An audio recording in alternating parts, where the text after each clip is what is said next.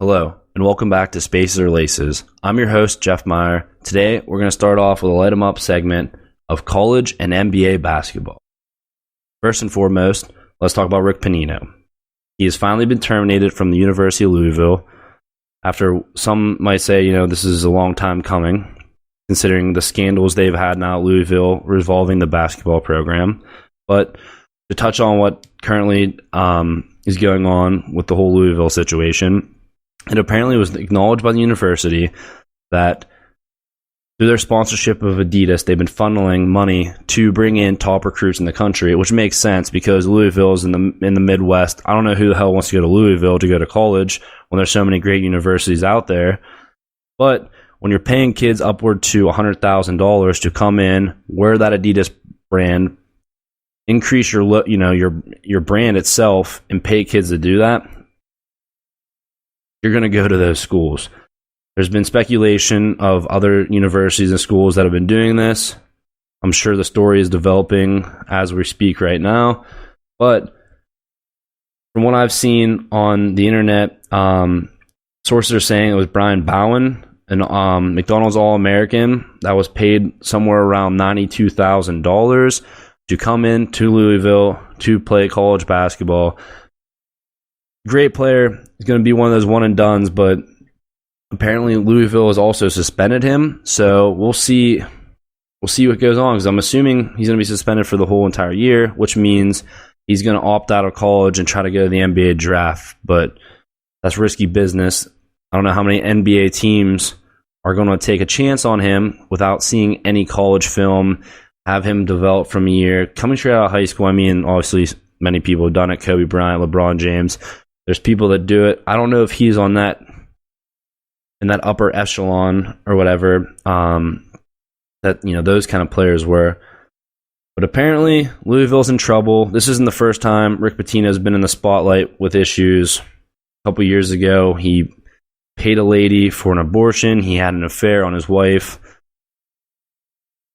The lady was essentially blackmailing him for money. I think I saw anywhere from $1 million to $10 million she was asking for at one point. Got out of hand. Crazy story. But at the end of the day, this is a long time coming for Rick Pitino. We'll see how Louisville basketball does after this, because I saw online some of their top recruits already decommitting. They don't want any part of this. Why would you? I mean, this is your chance to come into a basketball school. Well, it was a great basketball school, have a chance to go in the NBA. But now with all the scandals, obviously the NCAA is going to make a stand. They're going to make a stance on this. Get out while you can. It's a sinking ship. Don't jump on board. If you're a college recruit, listen, decommit, find a better school. If you can go to Louisville and play basketball, you can play at other D1 schools. Jump off the sinking ship, get out of there.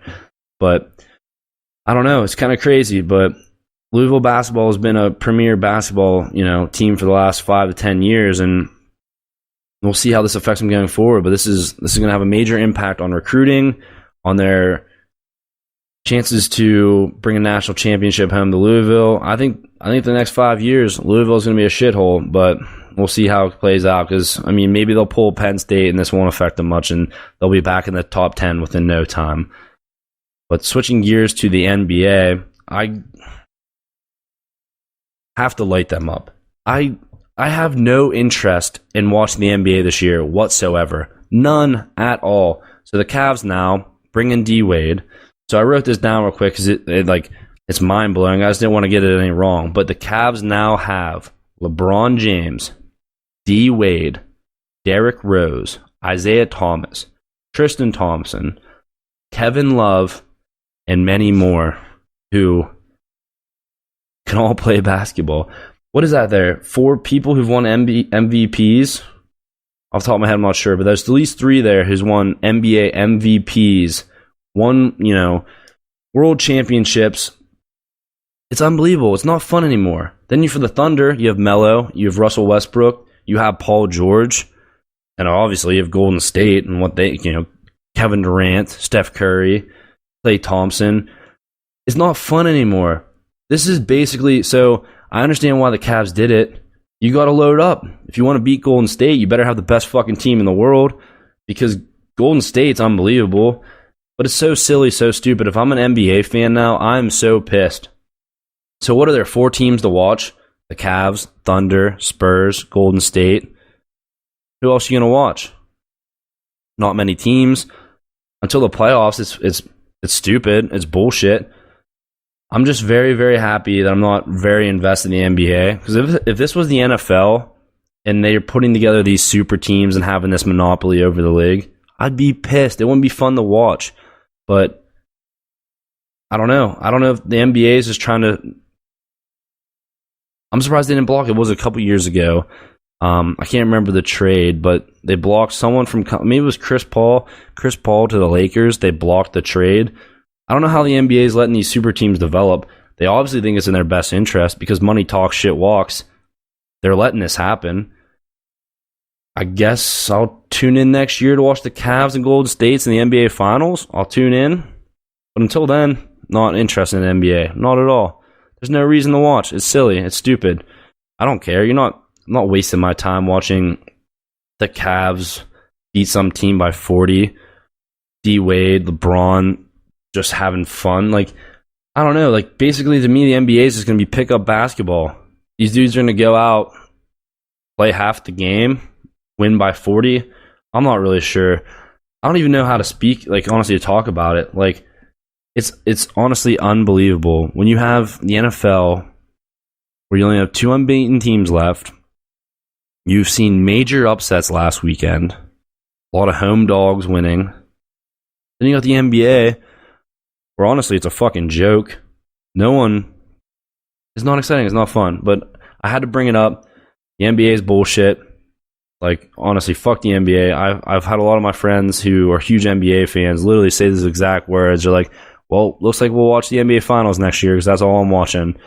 And I'm following suit. I'll tune in for the NBA Finals, but that's about it. But flipping, talking about all of those upsets in NFL, man, it was a rough week. It was a rough week for my Pittsburgh Steelers.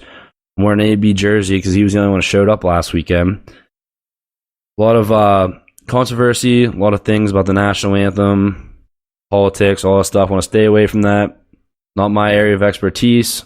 Everyone has their own opinions, their own rights, their own beliefs. Not going to speak about it. But what I will speak about, though, is the Steelers' defense. Oh, man, that was bad. That was really bad. I don't know when they forgot to fit the run. That's my first thought. Ryan Shazier, amazing linebacker. Amazing. Plays all out, has the speed, athleticism, better than almost any linebacker I've seen in my generation. But dear God, can someone please tell him not to fucking over-pursue?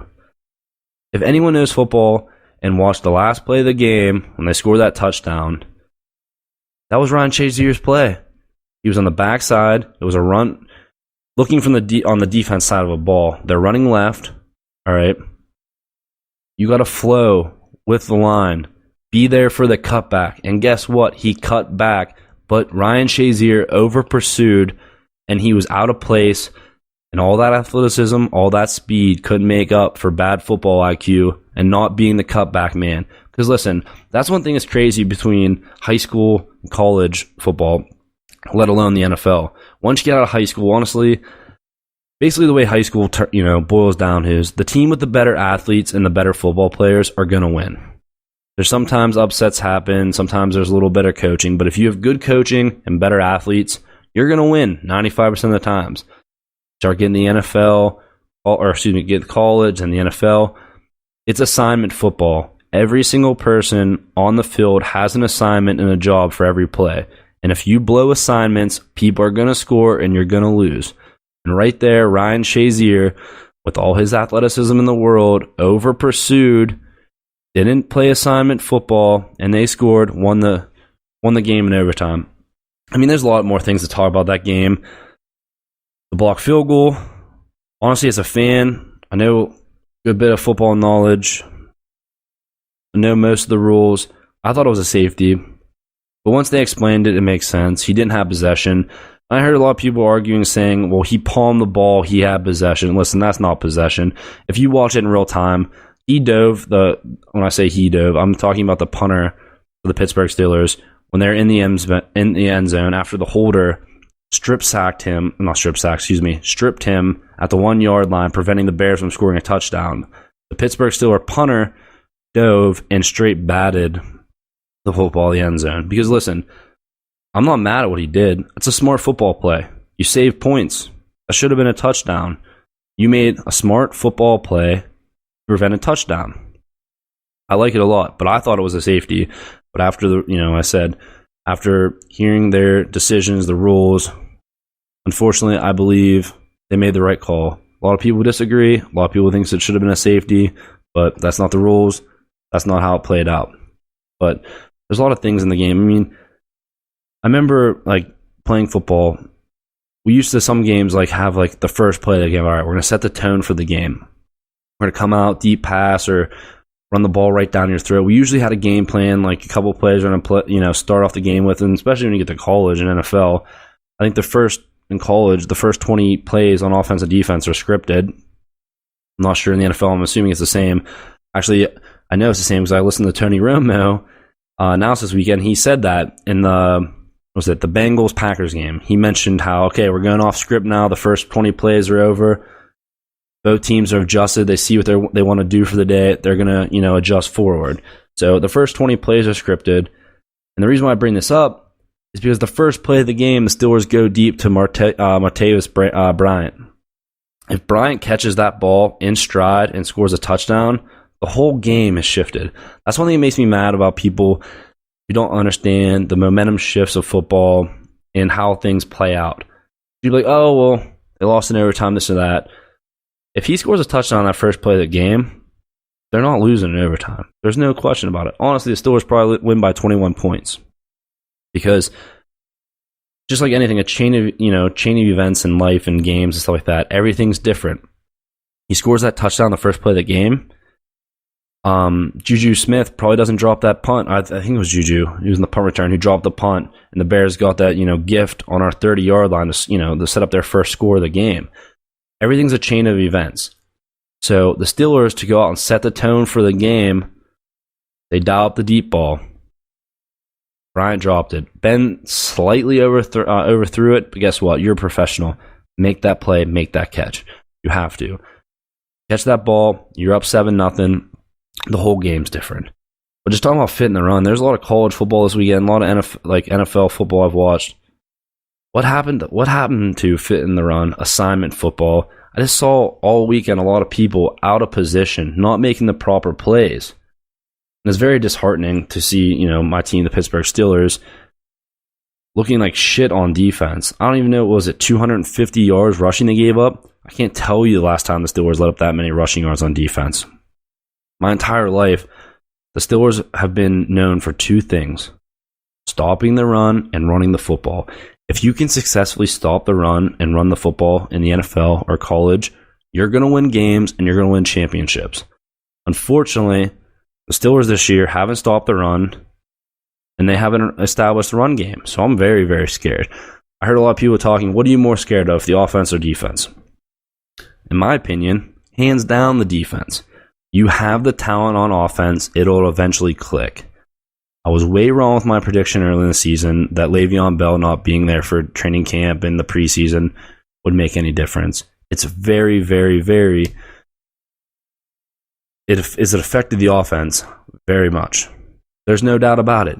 They've been off sync since Bell came back. They haven't looked good. They haven't put up many points. They're not the Steelers' offense they should be. There's so much potential in that offense. There's so many athletes and so much talent. They should be scoring at least 21 points a game. Minimum. You should be able to turn on the game halfway through and expect to see 21 points on the board. They should be averaging 30 points a game. They're not. But their defense, oh my God, it scares me. They aren't fitting the run. They aren't covering well. I have seen a couple bright spots. TJ Watt, very, very impressive for in his first two games. Is banged up, didn't play last game. But I don't know. They look like shit on defense. I don't know if they need to change their coverage. They need to blitz more. They need to do something. I don't know if they have to go man, cover one. They got to do something more zone. I'm not sure what the answer is. For me to be able to determine that, I'd have to be able to sit down and watch the game film very in-depthly to understand what their big problems are. Because when you watch the game on TV, you see little things here, you catch this, he missed the assignment, like the Ryan Shazier thing. I'm like, holy shit, he over pursued. I see that. But as far as the defense as a whole speaking, it's very hard to determine what things need to be changed. But they definitely need to fix something because they aren't fitting the run well. When you give up 240 yards to the Chicago Bears, I didn't know they had a top 5 offensive line because they don't. That's the reason. They don't have a top 5 offensive line, and they ran the ball down the Steelers' throat. They established the run game. They end up winning the game. Mike Glenn is their quarterback. Not better than Ben Roethlisberger. There's no way they should have beat the Steelers last weekend. But that's the NFL. The margin of error is very, very, very, very, very, I can't say how very small it is. When you make bad plays, you start off the game dropping a touchdown pass, bad things are going to happen. But to flip the script, okay, let's leave last week in the past. There's a lot of, well, as far as the Steelers, but just touch on a few things. Saw some games. The Packers almost lost to the Bengals. The Bengals gave that game away to them. No one better sleep on the Bengals. They're 0-3. Maybe they go 0-4. They're playing the Browns this week. How funny would it be? Both teams 0-3. The Bengals lose to the Browns, go 0-4. Marvin Lewis is fired. Mark my words. Marvin Lewis is on the hot seat. They didn't extend his contract. If he loses to the Browns, it's over. The Bengals are a 3-point favorite against the Browns this weekend. And if the Cleveland Browns pull this off, I like Kaiser. I said this after the week 1 of the Steelers. The Cleveland Browns are becoming scary. They're playing football. They've had how many number 1 picks and first-round draft picks in the last couple of years? They have a lot of talent. They just need a quarterback, and I don't know if it's Kaiser, but he played damn good so far. Played damn good against the Steelers, and pretty good so far this season. What if he beats the Bengals? Marvin Lewis is gone. I hate laughing about a guy's job, but he's fired. You go 0-4 in the AFC North, and you lose to the Browns, who are supposed to be your automatic win of the year in the AFC North when you have the Steelers and the Ravens. Your job is gone. You're done. Talking about being done, what the fuck happened last weekend to the Ravens against the Jaguars? Over in London, I don't know if jet lag or playing in London threw off the Ravens, but pretty sure they got shut out. I can't remember the exact score, but the Jaguars put them on them. What scares me this week about the Steelers, so the Steelers and the Ravens, whenever they play bad, they always play really good the next week. Time and time again. They play well. They play poorly. They play well. Both played like shit last weekend. Now the Steelers have to travel to Baltimore and play the Ravens. That's scary. Every time the Ravens Steelers plays, it's a less than a 7-point affair. Usually a field goal difference, which is interesting because they actually the bookies have Pittsburgh -3 at the Ravens. And I hate to say it, I'm a betting man. Put your money on the Ravens. They're home underdogs. Oh my god, you always hear that in betting. Take the home underdogs. How about last weekend? I'm pretty sure almost every home underdog lost. I got whacked in betting last weekend because I'm like, all right, saw the matchups. Big one. I put a lot of money on the Broncos playing at Buffalo. The Bills, especially after how bad the Broncos beat the Cowboys, seemed like a no-brainer. And that's when you get in trouble with betting, when you think you have no-brainers, you think you have locks. Tough. The Bills are good at home. The Bills Mafia showed up, cheered their team on to a win, and they put it on the Broncos. But as I was getting at, home dogs, gotta love points at home when you're betting. And if I'm a betting man, which I've been known to bet before, I'm taking the Ravens at home. But I can't bet against my Steelers, so I'm not doing it. This just principle, pride in myself, pride in my city. Can't bet against my Steelers, but for all you out there who are betting this weekend, put some money on the Ravens because +3 at home, I like those odds. But just running through the NFL last week, this week, I'm going back and forth a little bit. Just this time of the year, love it. NFL, a lot of things to talk about. But I highlighted 4 games this weekend that's going to tell us a lot about the NFL landscape for the year. First and foremost, Jaguars, -3 versus the Jets. I don't think the Jets are very good, but they're playing they got a good defense. they're playing better than I anticipated. Jaguars put it on, like I said, just talked about it, put it on the Ravens last weekend. Didn't see that one coming. So that's very telling, especially in the AFC South. I don't know who's going to win that division. The Colts beat the Browns last weekend, so I'm pretty sure the Colts are 1-2. Got the Jaguars, Houston, no one's standing out to me. In the AFC South, guess it's the Titans division win. I think that's what I said before the year, and I think the Titans are going to win that division, but the Jaguars might sneak up and be a playoff contender. You beat the Ravens in the AFC, you have a chance of making the playoffs. You got right there. You have a head-to-head tiebreaker over the Ravens. That's very important because the Ravens are still Steelers are going to win the AFC North. So the loser is most definitely, I'd like to put money on, it's going to be a wild card team. So if the Steelers win that division, you have a tiebreaker over the Ravens. That helps a lot if you're the Jaguars. That's a big win. Early season, big win. That's what's crazy about the NFL. Every game matters. That's why I like it so much more in baseball. There's 162 games. You can't be down 20 games and somehow go on a run late and make the postseason, which, I mean, if you like that kind of things, that's cool. But the NFL, guess what? You have 16 games. Every single game matters. Every game matters to make the playoffs. And an early season loss can really shake things up.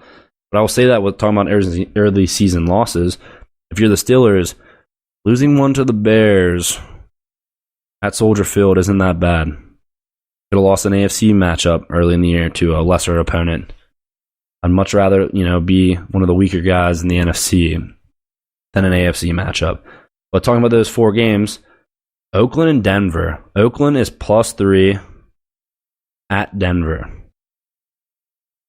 Over and over and over and over again, I'm reminded how hard it is for NFL teams to travel to Denver and play at high elevation. Denver probably has other than this, the Seahawks at home, I'd say Denver and Seattle have the greatest home field advantage. I'm high on Oakland. Oakland's going to win the AFC West. But they're probably going to lose to Denver this weekend. I don't want to call this one because I haven't really thought it through completely, but I like Denver's chances at home against Oakland, which is going to be an early tell for the AFC West. Chiefs are playing well this year. Chiefs, Denver, and Oakland are all right there. I think Oakland's going to win that division. But the Chiefs are -7 against Washington this weekend. Washington freaking put it on the Raiders last weekend. Didn't see that one coming. Wow, that's like a reoccurring theme this week is, wow, I didn't see a lot of things happening last weekend. And you're right, because I lost a lot of bets. I did not see that shit happening. Thought Raiders were going to put it on Washington. That didn't happen. Once again, AFC West opponent. I think KC is going to beat Washington.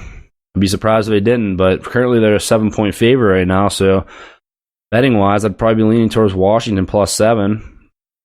But once again, I like to do my betting early Sunday morning when I have the entire week, see some of the injury reports, stuff like that. But I'd be leaning +7 right now against Washington. And then my 4th game, that's going to be very telling for the NFL landscape, is Tampa Bay versus the Giants. Are the Giants really going to go 4?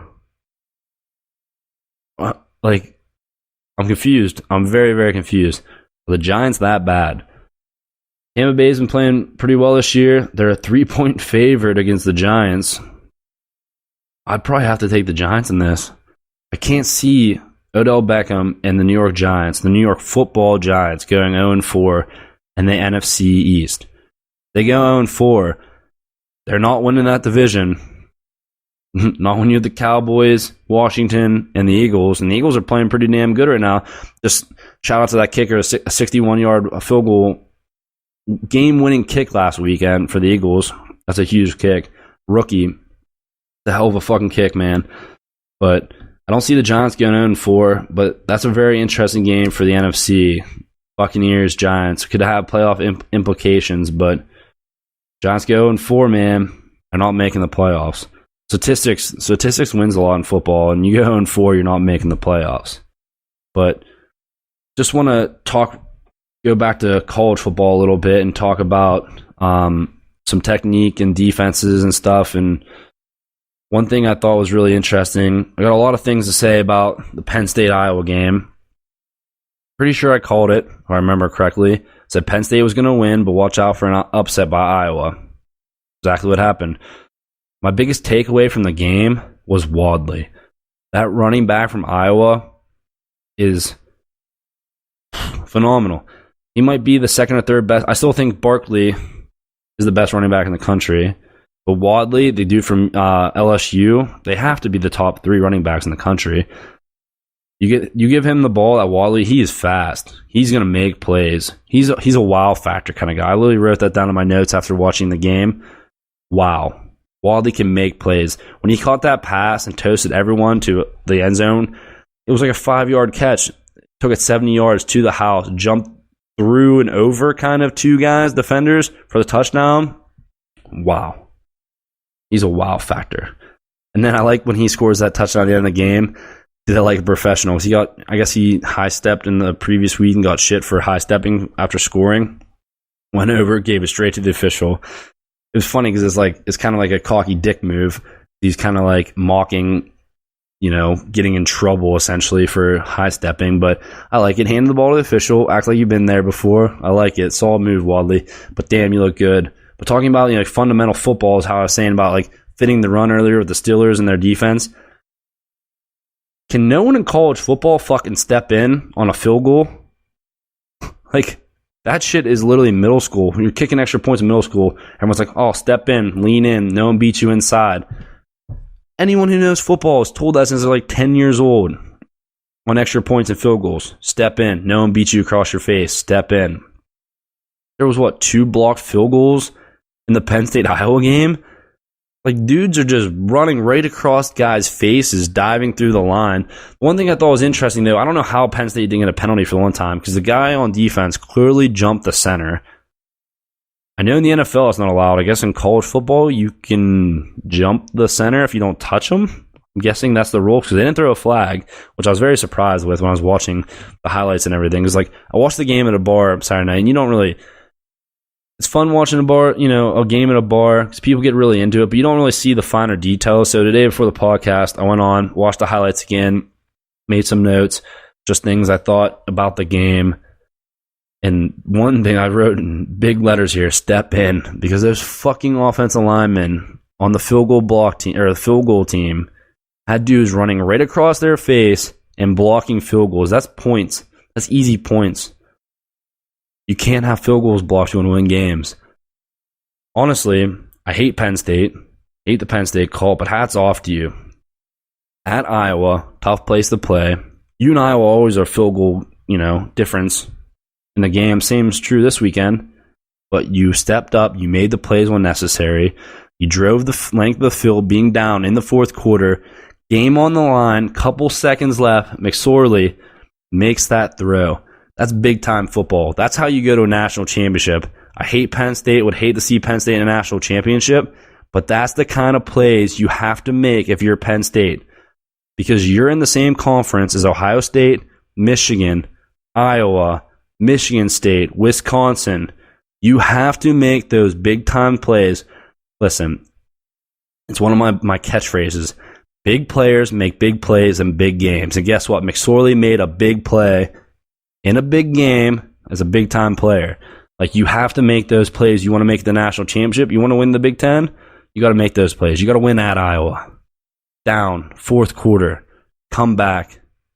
You have to do those kind of things. I'm getting fired up just thinking about it right now. Man, those are the kind of situations you dream of as a little kid playing football. It's that moment. You want to be in that moment. If you're a big-time player, you dream of those moments. You want the ball you want the ball at the goal line. You want the game in your hands. Those are the moments you dream of. And damn, Penn State came through. Hate to see it, but love it. I love good football. That was good football. They shouldn't have been in that situation. I think they should have beat Iowa by more. The hostile crowd. Iowa got into it, got some breaks, made some plays. And guess what? You came out victorious. That's all that matters in football. Win the games you're supposed to. Let the big games take care of themselves. You won those meaningless games against Akron. Apparently in James Franklin mine against Pitt. Then you beat Georgia State. So you took care of the games you're supposed to win. You let a big game at Iowa take care of itself, and you made the plays.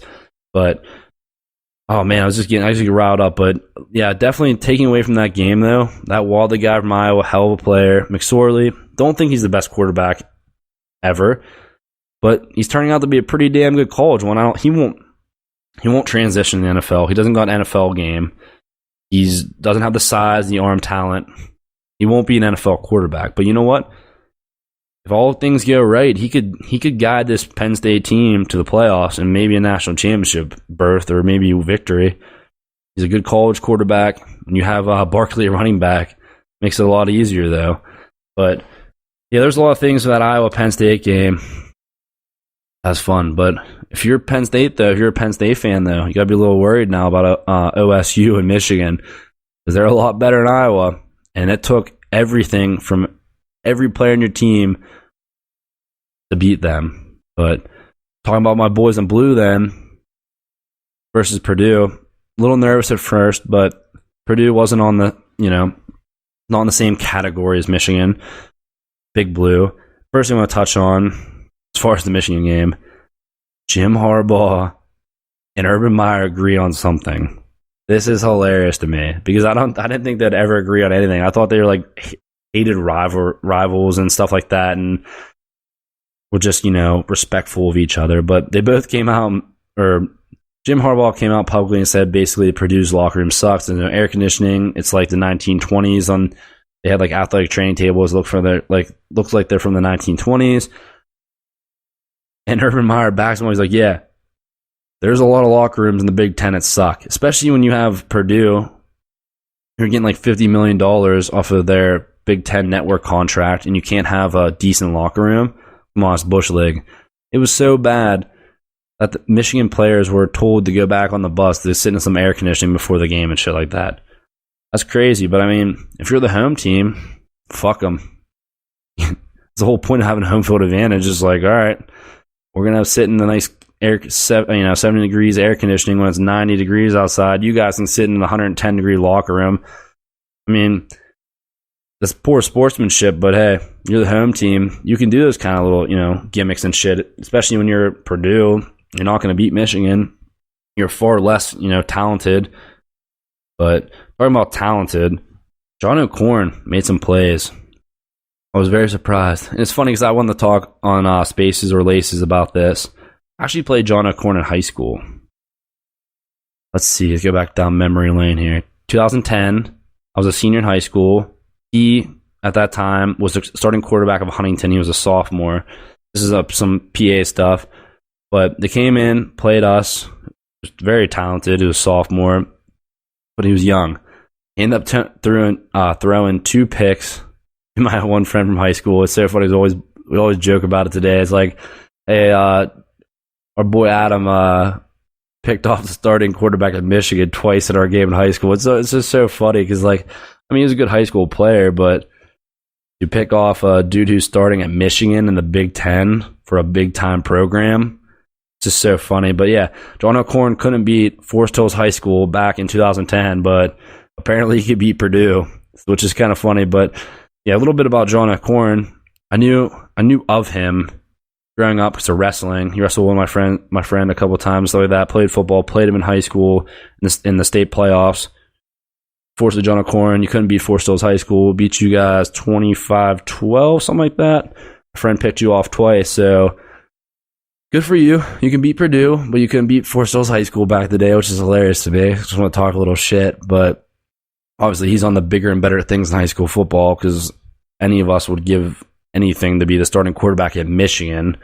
So yeah, we won the battle. You definitely won the war, but I just think it's funny because you're fucking lighting it up. At least against Purdue, played really well. That's why I want to speak about bringing up your talent. A couple times in the pocket, man, you made some plays. It was impressive. One time near your guys' goal line, looked like you're going to be sacked. You spun out of it, almost fell. Kind of a pirouette move thing. Stayed on your feet. Completed the pass on 3rd down. Phenomenal. Your pocket awareness was really good. Decent arm. The only issue I had as a Michigan fan looking at your game, I thought you predetermined too many throws, which is going to kill you against good opponents. And I'm already getting hyped for the Michigan-Penn State game. Penn State's going to, if I notice that watching the game, you're telling me Penn State's not going to notice that? They're already thinking about the Michigan game. They're playing you at home. Penn State, I'm speaking of. They're playing Michigan at home. You're telling me they're not already thinking about the game? You can't, like, when you want to go to the playoffs and win national championships like that, you got to play week to week. Take care of every game week to week. You don't want to overlook anyone, but at the same time, they know Michigan's coming in. They're going to get ready for it. They know they're going to play Ohio State this year. Those coaches, while they're preparing the athletes for those upcoming games, they're looking ahead a little bit. They are. That's life. Is what it is. They're preparing. And if I'm a Penn State coach, the first thing I'm saying is like, hey, he predetermines his throws. Let's keep an eye on that. Let's observe this over the next couple weeks. Let's get a game plan against him. So just be careful. Never want to predetermine your throws. But when you play for Michigan versus Purdue, you can kind of get away with that. Like that's just life. Is what it is. But I don't know. Very excited for this upcoming weekend in football. Went a little long last week. Want to cut it a little bit today, but had fun. Enjoyed a lot of games last weekend between college and NFL. And just to wrap up here, going around a little bit. Rick Panino, sorry, long time coming. Is what it is. Got the cut. NBA, what a joke. Thank God I had to let you guys up today. Can we bring back fun to the NBA? Can I watch a game where every superstar that I've ever seen isn't on the same team? Can't have any epic battles in the regular season. We just want everyone to have a participation trophy for the regular season. Is that what this is? We'll just give everyone a trophy. All right, you guys did all right this year. You tanked. Let's see the Cavs try to beat Golden State in the championship this year. Everyone else got a participation trophy. All right, you made millions of dollars. We'll see you next year. Because that's the shit I see. Doesn't make any sense to me. But, oh, God, NBA, college basketball. Crazy shit. But at least, hey, the NFL and college football on the flip side made up for it last weekend. A lot of great games, a lot of fun games. But wore my AB jersey, expecting a lot out of him this weekend. As a Steeler fan, I'm hoping to go into Baltimore, get that W, get back on track, get a much-needed AFC North victory for the division. And maybe get some of this politics and shit behind the Pittsburgh Steelers. As a fan, it's just a little disheartening. It's like, let's worry about football. Hey, hashtag separation. Yeah. Hashtag separate sports and politics, because I want to watch my Pittsburgh Steelers and enjoy the games without all this fucking political analysis and shit like that. Like, sports are sports. Don't want to see it. Like, I understand why it's happening, all that kind of stuff, but I want to see the Pittsburgh Steelers, AB. I want to see Ben have a good game. I want to see Le'Veon Bell be Le'Veon Bell. Man, he can run the rock. I've seen flashes of it this year.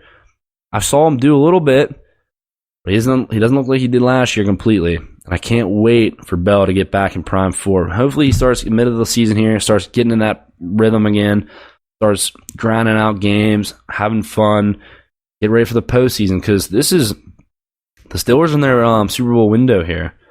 Only have a few years left. Ben's, getting ready to retire almost. You got to win a Super Bowl.